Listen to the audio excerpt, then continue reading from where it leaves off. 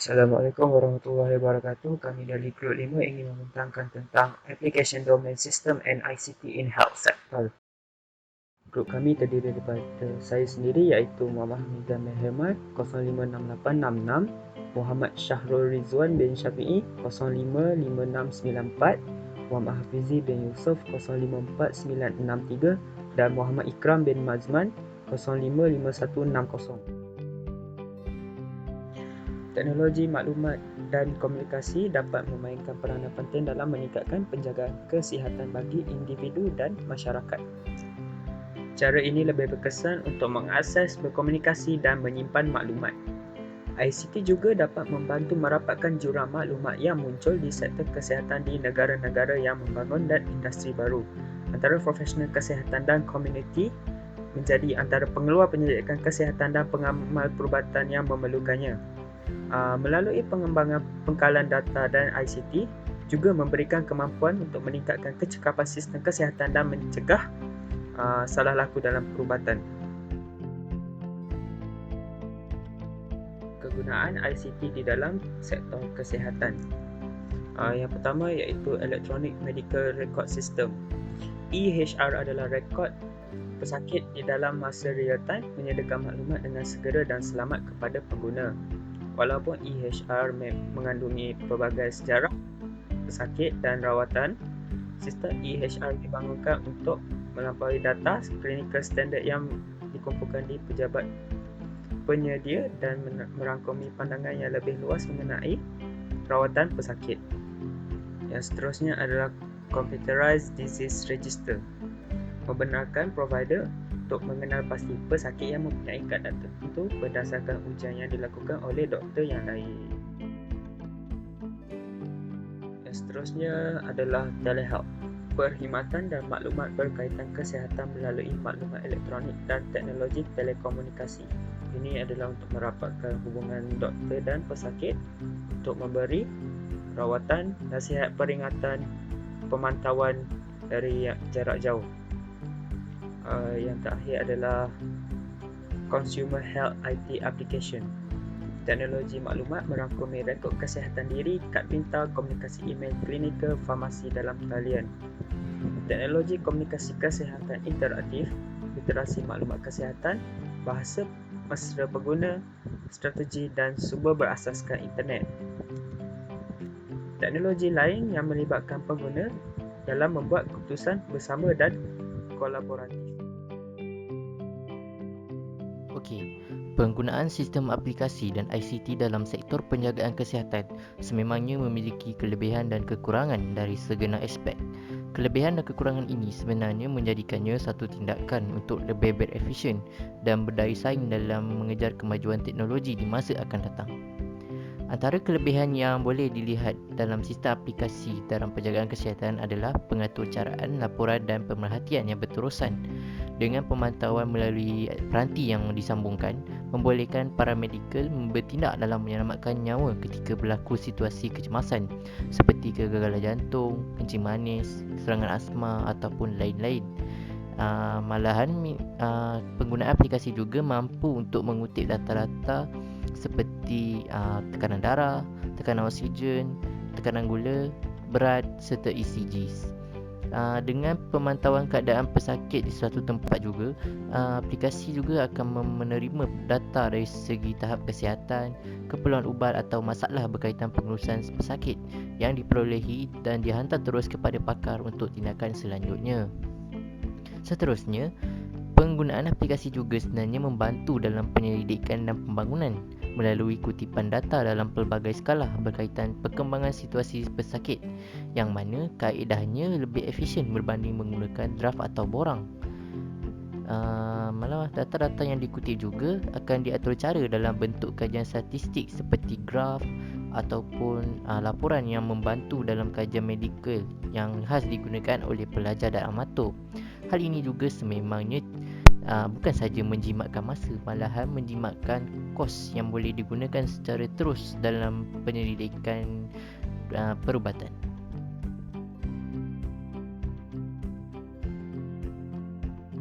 Selain itu, Penggunaan aplikasi juga sebenarnya satu alat kawalan dalam pemantauan bagi medical assistance. Untuk setengah situasi, pesakit juga boleh berhubung secara dalam talian dan memberi notifikasi kepada pakar yang jarak jauh dengan hanya sistem di hujung jari.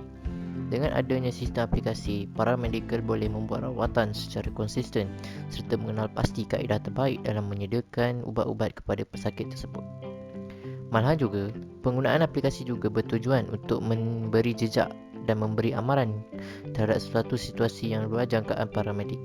Dengan adanya notifikasi dan alarm untuk memberitahu kepada medik, ini akan membolehkan mereka bertindak secara cepat untuk ke lokasi yang dijejaki untuk bertindak dalam kerawatan susulan. Malahan, laporan dan amaran yang diramal juga dapat membantu tindakan awal berkaitan kondisi pesakit serta memberikan keputusan yang lebih tepat kepada para medical untuk membuat rawatan. Begitu, kekurangan yang boleh diperoleh dalam penggunaan aplikasi dalam sektor kesihatan adalah maklumat peribadi pengguna dan tahap sekuriti yang kurang efisien dan meragukan. Kekurangan ini semestinya menjadi bualan bagi semua bidang berkaitan peralihan data antara pengguna dan penerima.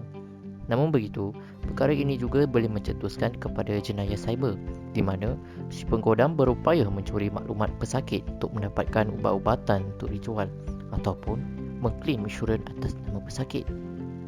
Di samping itu, penggunaan medium aplikasi yang berlainan keupayaannya telah mewujudkan situasi integrasi antara peranti yang digunakan.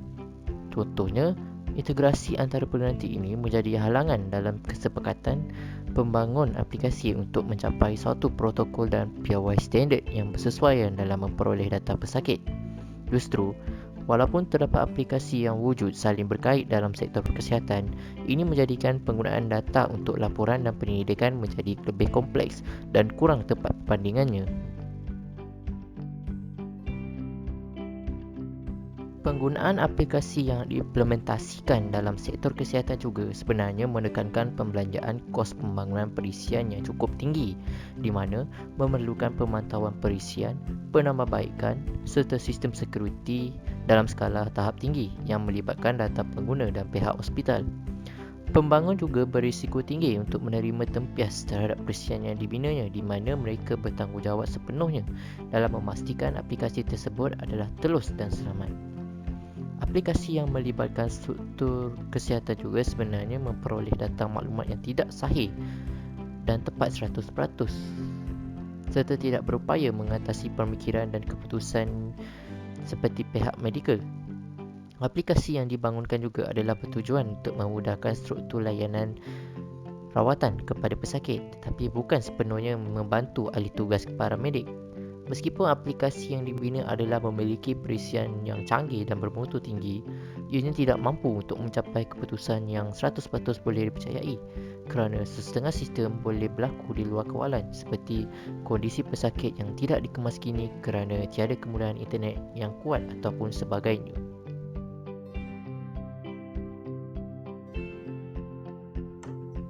Example of ICT application. Yang pertama, Departmental IT in Hospitals. Bawah Departmental IT in Hospital, yang pertama ialah Pharmacy Application. Tujuan Pharmacy Application ni digunakan untuk mengumpul maklumat data ubat, rekod dan fail pengurusan ubat. Yang kedua, Laboratory Information System atau dikenali sebagai LIS. LIS ni ialah sistem perisian yang merekod, mengurus dan menyimpan data untuk makmal klinikal. Yang ketiga, Radiology Information System atau RIS. RIS ni sistem perisian rangkaian untuk menguruskan gambar perubatan dan data yang berkaitan. Yang keempat, Specialized Application. Contoh Specialized Application ialah Emergency Room, Operating Room, Labor Room, Anesthesia, Critical Care, Dietary Service dan Blood Bank. Yang kelima, Incident Management and Reporting System.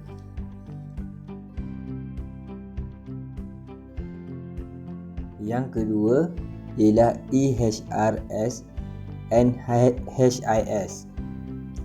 EHR ialah Electronic Health Record, manakala HIS ialah Hospital Information System.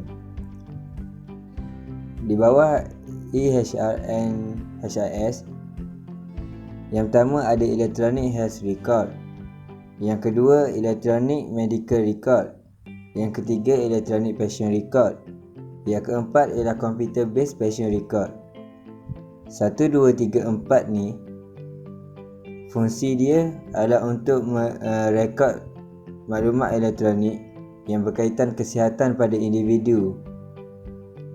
Ianya dapat dikumpulkan, dapat dibuat dan dikendalikan oleh doktor dan kaki tangan yang sah dalam satu organisasi penjagaan kesihatan. Yang kelima ialah Hospital Information System, HIS, iaitu memberikan sumber maklumat umum mengenai sejarah kesihatan pesakit-pesakit. Yang keenam, Clinical Information System atau CIS. Ianya direka untuk mengumpulkan, menyimpan, memanipulasi dan menyediakan maklumat klinikal yang penting bagi proses penyampaian penjagaan kesihatan pesakit. Yang ketujuh ialah Personal Health Record, PHRS, iaitu rekod kesihatan di mana data kesihatan pesakit dan maklumat lain yang berkaitan dengan penjagaan pesakit disimpan oleh pesakit itu sendiri. Contoh yang ketiga ialah Clinical Decision Support System atau ringkasannya ialah CDS. CDS ialah tempat sebenar di mana sebahagian besar nilai IT kesihatan dapat dicapai. Di bawah CDS terdapat dua bahagian, iaitu Expert System, Alert and Reminder. Expert System berdasarkan kecerdasan artifisial, pembelajaran mesin, peraturan atau statistik. Contohnya pembezaan diagnosis dan pilihan rawatan. Alert reminder pula ialah berdasarkan keadaan logik yang ditentukan. Contohnya ialah pemeriksaan arahan ubat oleh pesakit.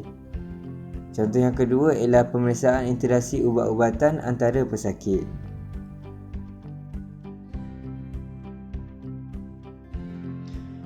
Cabaran di dalam sektor kesihatan. Cabaran pertama iaitu kesan terhadap sosial. Yang kedua iaitu ciri-ciri masalah pada ciri-ciri teknikal. Dan yang ketiga iaitu seni bina IT yang lebih menumpukan kepada pesakit sebagai pengguna. Cabaran yang pertama iaitu kesan terhadap bidang sosial. Pelaksanaan IT dalam bidang kesihatan boleh membawa banyak manfaat, namun ia juga boleh membawa akibat yang tidak kita mahu dan juga yang tidak juga kita ingin. Sebahagian kesan buruk yang dibawa oleh bidang IT ialah ia akan memberi kesan pada sosial di antara manusia dengan manusia, iaitu ia akan memberikan kesan yang berpotensi buruk terhadap aliran kerja klinikal di antara petugas dan juga kerjasama antara mereka. Sebagai contoh, dalam beberapa kes, sistem IT yang digunakan dalam bidang kesihatan dapat mengurangkan kontak rapat ataupun perhubungan melalui sentuhan di antara pasukan perubatan dan juga doktor yang profesional terhadap pesakit, dan ini mengalihkan fokus pekerjaan profesional doktor sebagai doktor daripada merawat pesakit secara berhadapan dan bertukar kepada peningkatan aktiviti untuk memasukkan data pesakit di dalam sistem.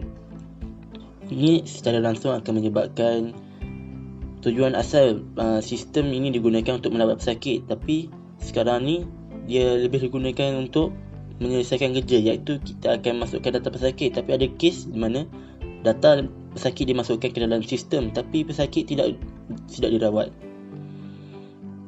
Jadi untuk kita pastikan sistem yang digunakan dan dibina untuk bidang kesihatan, kita mesti faham apa tujuan sistem itu dibangunkan, sama ada ia digunakan untuk merawat ataupun merekodkan data, dan juga atau untuk merekodkan apa-apa kes yang berlaku.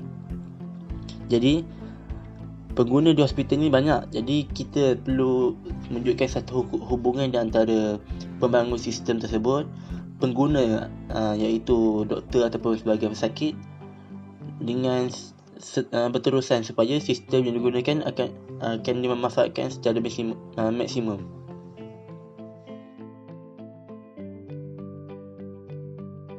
Cabaran kedua iaitu ciri-ciri teknikal. Sepanjang era pemodenan bidang IT, kita telah menjumpai pelbagai masalah yang berlaku dalam sesuatu sistem, iaitu kebanyakan masalah yang berlaku ialah dalam bidang teknikal. Contohnya, dalam masalah kebolehgunaan sesuatu sistem, fungsinya dan juga prestasi sistem yang buruk. Prestasi sistem yang buruk dia akan menimbulkan ancaman terhadap keselamatan dan nyawa pesakit yang menggunakan sistem tersebut. Masalah teknikal boleh berkisar daripada masalah tindak balas sistem yang mengambil masa terlalu lama, ataupun data yang direkodkan terlalu panjang sehingga kan data yang diperlukan pada sesuatu masa pada masa cepat tidak diperolehi pada masa yang diperlukan. Contohnya, seorang doktor semasa ia merawat seorang pesakit jantung, untuk melihat sejarah perubatan pesakitnya, doktor tersebut membuka sistem hospital. Namun kerana sistem hospital mungkin pada masa itu trafiknya terlalu banyak, ataupun server yang menjadi host pada sistem tersebut tidak boleh digunakan, doktor tersebut tidak dapat mengakses data pesakit tersebut di dalam sistem. Seterusnya menyebabkan kelewatan ubat diberikan kepada pesakit dan memungkinkan nyawa pesakit di dalam bahaya. Di samping itu, ada juga masalah daripada reka bentuk sistem yang boleh menyebabkan kesilapan ataupun ralat pada pemilihan oleh doktor ataupun pesakit. Contohnya, jika seorang pesakit menggunakan contoh app yang dibangunkan oleh sebuah hospital, app tersebut mempunyai sistem untuk membolehkan pesakit memilih ubat berdasarkan penyakit yang dihadapinya. Namun kesilapan pesakit menekan ikon ubat yang mungkin kelihatan sama, tapi disebabkan dia tekan pada ikon yang salah, menyebabkan dia mendapat ubat yang salah pada penyakitnya. Jika ubat itu berisiko tinggi, mungkin akan menyebabkan pesakitnya lebih teruk, ataupun lebih teruk ia akan menyebabkan kehilangan nyawa. Masalah ni selalu berlaku terhadap mana-mana sistem, sama ada sistem yang mudah ataupun sistem lebih kompleks, kerana tidak semua pengguna faham akan sesuatu perkara. Contohnya, tahap kefahaman seorang profesional seperti doktor ataupun profesor tidak sama dengan tahap seorang pesakit tua yang mahu menggunakan sistem tersebut. Ini seterusnya akan menyebabkan ketidakfahaman satu sistem, ataupun lebih teruk lagi menyebabkan ralat yang akan merisikokan nyawa pesakit. Ciri masalah teknikal yang lain yang sering juga kita jumpa ialah penaik tarafan sesuatu sistem yang sangat perlahan, ataupun penjagaan sistem yang sangat penjagaan sistem yang sangat curam, sehingga menyebabkan sistem itu tidak dapat dimanfaatkan sepenuhnya.